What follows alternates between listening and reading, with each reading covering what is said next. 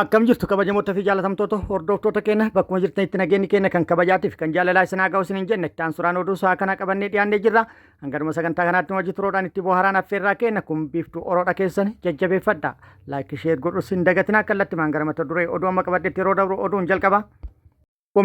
Koomishinii marii biyyoolessaa marii gaggeeffamaa jiru irratti mormiin cimaan isa mudatu hordofee koomishinii marii biyyoolessaa murteen inni ajandaalee marii biyyoolessaa irratti taasifame irratti dabarsu hin jiru jechuudhaan ibsa kennee jira. Ibsi inni kenne kun dhugas ta'uu danda'a ta'uu baatus danda'a jechuudhaan ija shakkiitiin kan laalan hedduudha. Dhimma magaalaa Finfinneetii fi magaalaa Dirree Dawaatiin walqabatee akkasumas diigumsa naannoo Oromiyaatiin walqabatee dheekkamsa hawaasa keessatti uumame qabbaneessuu fi akkasumas burjaajii uumuudhaaf kan jedhan hedduudha. Yaada namoota tokko tokkollee qabadhee jira isin biraan gaha. Oduun inni itti aanu lolli loltoota mootummaatiif waraana bilisummaa Oromoo gidduutti zooniilee Oromiyaa garaagaraa keessatti gaggeeffamaa jiru akkuma itti fufetti jira.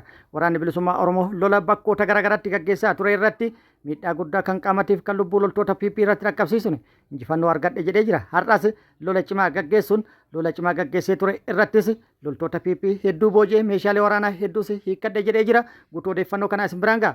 Guutuu odeeffannoo kanneeniitii fi kan biroo wajjin kan ture ani Bariisoo Ganamooti. Guutuun oduu wal duraa duuban akka itti aanu kanatti isiniif dhiyaata. Lammiileen Itoophiyaa Saawud Arabiyaatti haala rakkisaa keessa turan 1,700 ol gara biyyaatti deebi'anii jiru. Yeroo dheeraaf Saawud Arabiyaatti rakkoo garaagaraatiif saaxilamanii rakkoo hamaa keessa kan turan lammiileen Itoophiyaa 1,708 har'a gara biyyaatti deebi'uun beekamee jira.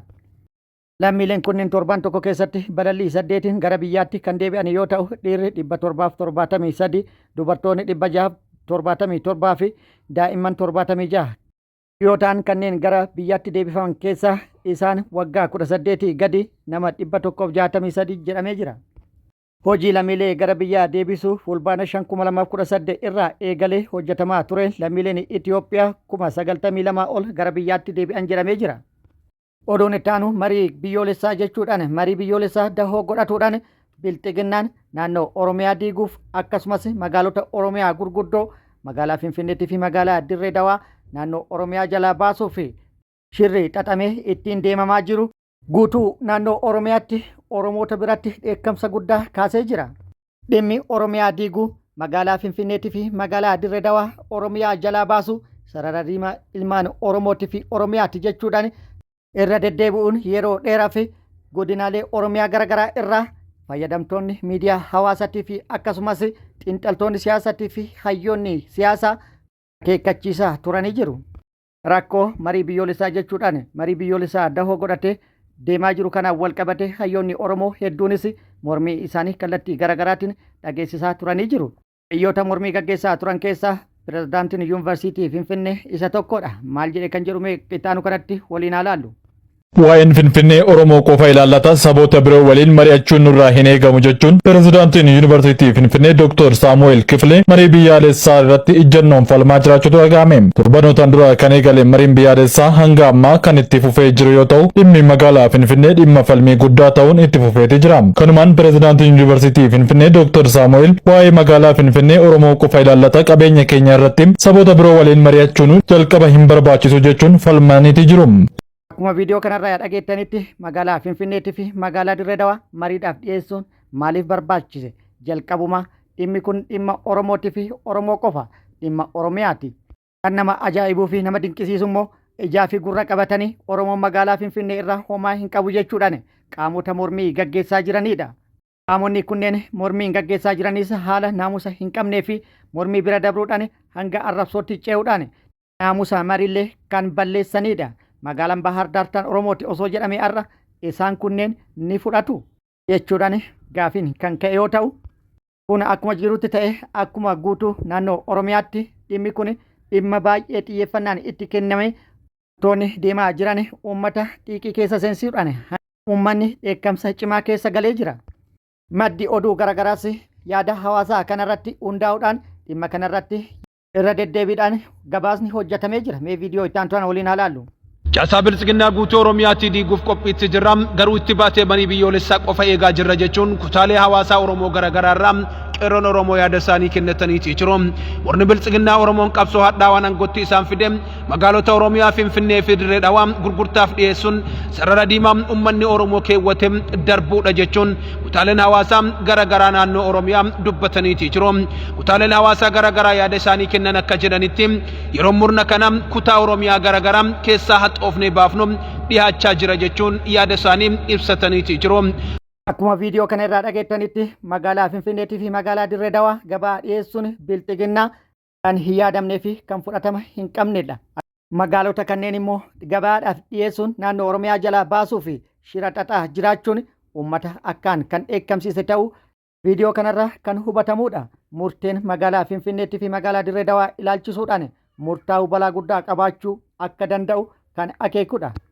Walumaa galatti marii biyyoolessaa jechuudhaan gaggeeffamaa jiru kana dahoo godhatuudhaan aggaammii kallattii garaagaraatiin dhimma Oromiyaatii fi Oromoo irratti raawwatamaa jiru wal qabatee yaadni ka'aa jiru bal'aadha. Gabaabamatti PP'n dhimma kanatti osoo bu'uu baatte waan jedhu maddeen odeeffannoo garaagaraa irraa akeekkachiifni kennamaa jira. Oduun inni ta'anus marii biyyoolessaatiin kan wal qabatudha. Komishiiniin marii biyyoolessaa marii mari'atamaa ture ilaalchisuudhaan yaada yookaan ibsa kenneen marii ajandaalee 8 irratti hundaa'uudhaan gaggeeffamaa ture irratti mormiin cimaan kan isa mudatee fi mormiin cimalleen gaggeeffamaa kan ture ta'uu ibsuudhaan haala ajandaalee 8 irratti mariin cimaan gaggeeffamaa jiruun murteen komishiiniin marii biyyoolessaa kennu hin jiru jechuudhaan ibsa kennee jira. Ajandaalee marii biyyoolessaatiif dhiyaatan keessaa magaalaa Finfinnee ilaalchisuudhaan mormiin guddaan hirmaattota naannoo Oromiyaatii fi naannoo Amaaraa irraa mudatee jira yookaan immoo gaggeeffamee jira. Mormii guddaa gaggeeffame kanarratti hundaa'uudhaan dhimma Finfinneellee murteessuun rakkisaa ta'uu ibsuudhaan komishinarri ol'aanaan komishinii marii biyyoolessaa Piroofeesar Masfine Ar'aayaa mariin gaggeeffamaa ture kan jalqabaati malee kan xumuraa miti waan ta'eef murteen ammatti dhimmoota mari'ataman irratti dabarsinu hin jiru jechuudhaan dubbatee jira. Baatii tokko oliif marii biyyoolessaa jechuudhaan ajandaalee 8 irratti mari'atamaa ture murtee odoo hin dabarsine adda kaa'ama wanti jedhamu waan hin yaadamne waan ta'eef ilaalcha fi yaadni komishinii marii biyyoolessaa dhiyeesse kun murtee murtaa'uu danda'uun wal qabatee dheekkamsa hawaasa keessaa ka'uu danda'u qabbaneessuu fi hawaasa of dagachiisuu fi tasgabbeessuuf kan yaadame ta'uu danda'a jechuudhaan xiinxalaan siyaasaa tokko yaada kennee jira. Xiinxalaan siyaasaa maqaa isaa akka hin dhoofne nu gaafatuudhaan yaada nuu kenne kun marii biyyoolessaa baatii tokkoof birrii miliyoona hedduu itti ba'ee gaggeeffamaa ture murtee tokko malee adda ka'a jedhamee kan hin yaadamne kun jala sararamee beekamuu qaba. Yaadni amma gadi dhufe kun immoo murteessinu jedhu kun uummata Oromoo keessattuu hunda caalaa murtee darbuu irratti akka of dagatu taasisuudhaaf kan yaadame jedhee jira. Kanaaf uummanni Oromoo dhimma kana dammaqinaan hordofuu qaba jechuudhaan dubbatee jira. Itti dabaluunis akkuma ibsi kenname dhimma magaalota Finfinneetii fi magaalaa Dirree Dhawaatitti bu'uu baatuudhaan dhimmichi kan hafuu akka ta'u taate wanti barbaadamu san waan ta'eef PP'n beekatte jechuudhaan dubbatee jira. Oduun itti aanu naannoo Beenishaangul Gumuz magaalaa Gilgal Balas jedhamtutti har'a ganama haleellaa humnoonni hidhatan raawwataniin namoonni hedduun lubbuu dhabuun gabaafamee jira. Yoo xiqqaate namoonni 10 ol ajjeefamuu jiraattonni himanii jiru. Har'a hagayya 11/2026 ganama yookaan barraaqan sa'a 12 irratti naannoo Beenishaangul Gumuz naannaa buufata konkolaataa magaalaa Gilgal Balasitti haleellaa raawwatameen namoonni ajjeefaman kunneen namoota nagaa yoo ta'u namoonni hedduun madaa'uudhaan gara hospitaalaa fudhataman jedhamee jira. Bulchiinsi godina Matakkal haleellaa magaalaa Gilgal Balasitti raawwatame kana fuula feesbuuka isaa irratti mirkaneessee jira. Kominikeeshiniin godina Matakkal illee haleellaa raawwatame kana kan raawwatan humna Gumuz jechuudhaan kan of waaman hidhattoota naannoo Gumuz keessa socho'an jechuudhaan ibsa kennee jira. Magaalaan Gilgal Balas jedhamtu tuni magaalaa guddoo godina Matakkal yoo taatu hidhattoonni gara magaalaatitti seenuudhaan haleellaa bal'aa raawwatuuf turan jedhamee jira. Garuu qolannaa taasifameen akka duubatti deebi'an ta'an jedhamee jira. Haleellaa meeshaalee gurguddaan raawwataniin lubbuu namoota 10 oli kan galaafatan yoo ta'u namoota hedduullee madeessanii jiru. Isaan irrattis haleellaa deebisanii raawwatuudhaan miidhaan guddaan kan dhaqqabe ta'uu hidhattoota irrattis jechuudha. Kominikeeshiniin godina Matakkal ibsa itti kennee jira. Oduun itti aanu lolli loltoota mootummaatiif waraana bilisummaa Oromoo gidduutti zoonilee Oromiyaa garaagaraa keessatti gaggeeffamaa jiru akkuma itti fufetti jira. Waraanni bilisummaa Oromoo har'as bakkoota garaagaratti lola loltoota mootummaa waliin gaggeessu beeksisee jira. Lola bakkoota garaagaratti loltoota mootummaa waliin gaggeesse irratti miidhaa guddaa kan qaamatii fi kan lubbuu loltoota mootummaa irratti dhaqqabsiisuun loltoota mootummaa hedduu hojiin ala taasisuun kan addunyaa kanarraa godaansee kan madoodhaan adabe akkasumas hedduu booji'uun meeshaalee waraanaa hedduus irraa hiikkatuun injifannoo gurguddaa irratti argadhe jedhee jira. Dursee garuu lola guyyaa tokko dura yookaan immoo hagayya 9/2026 giddugala Oromiyaa lixa Shaggar aanaa Liiban Cuqqaallattii fi aanaa Baakkoo Tibbee bakkoota garaagaraa afuritti lola gaggeeffamee ture irratti odeeffannoo isiniin geennee turre. Odeeffannoo dabalataa qabna.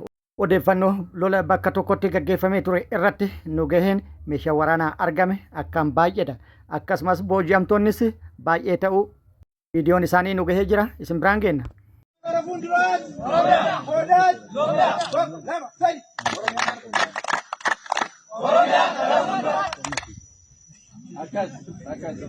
Kun lola bakka tokkotti gaggeeffame qofa irratti kan booji'amanidha. Loltoota booji'anis mirga isaanii eeguudhaan haala argitan kanaan yeroo bashannansiisaa jiranidha.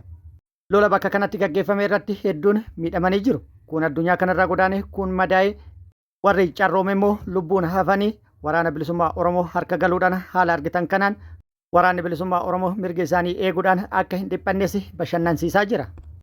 Har'as waraanni bilisummaa Oromoo zoonii giddugala Oromiyaa lixa Shaggar aanaa Iluu Galaanitti loltoota PP waliin barraaqan lola cimaa gaggeessu odeeffannoon nu gahee jira.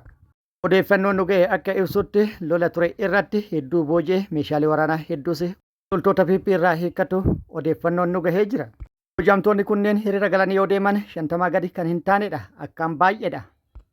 Lola gaggeeffamee ture irratti loltoota hedduu booji'ee of dura yoo oofu mul'atanii jiru viidiyoo irratti jechuudha.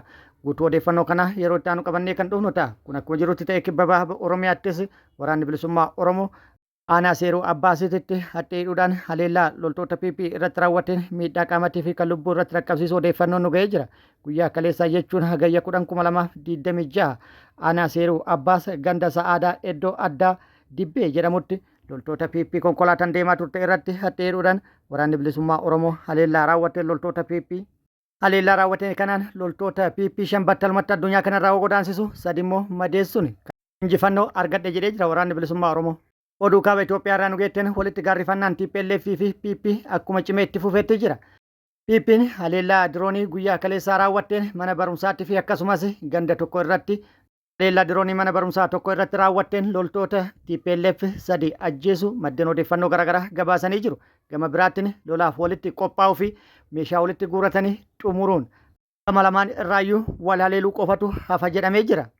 Kabajamoota fi jaalatamtoota hordoftoota keenya oduun ammaaf qabadde kan hanga ammaa kana guutuu oduu wajjin isin wajjin kan ture ani Bariisoo Ganamooti.